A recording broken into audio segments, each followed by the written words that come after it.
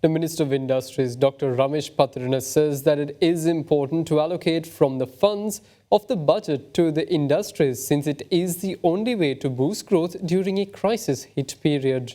Addressing an event organized by the University of Sri Jayawardhanapura, Dr. Pathirana highlighted that the importance of protecting Sri Lankan industries by providing necessary assistance from the side of the government.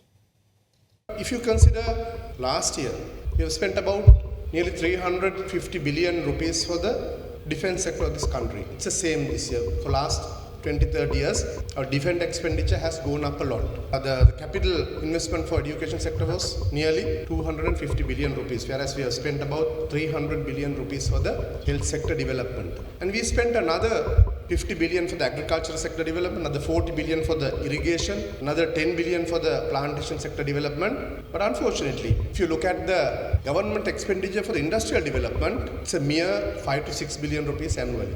That's why partly our industrial sector was lagging behind.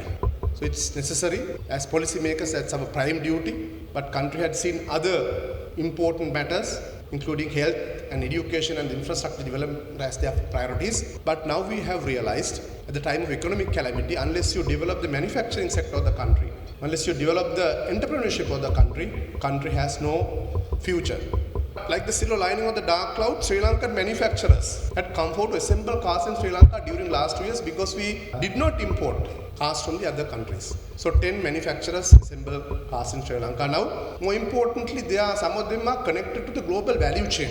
We do develop wire harness, batteries locally made, tires are locally made, seats are locally made, exhaust is locally made. Apart from gearbox and the engine, most of these other components are locally manufactured. That is the way forward, and we need to connect that to the global value chain. So we had seen that development gradually taking place, but importantly, we must ensure that we develop a ring fencing mechanism to ensure these industries are protected. So we know that IMF is putting forward certain conditions.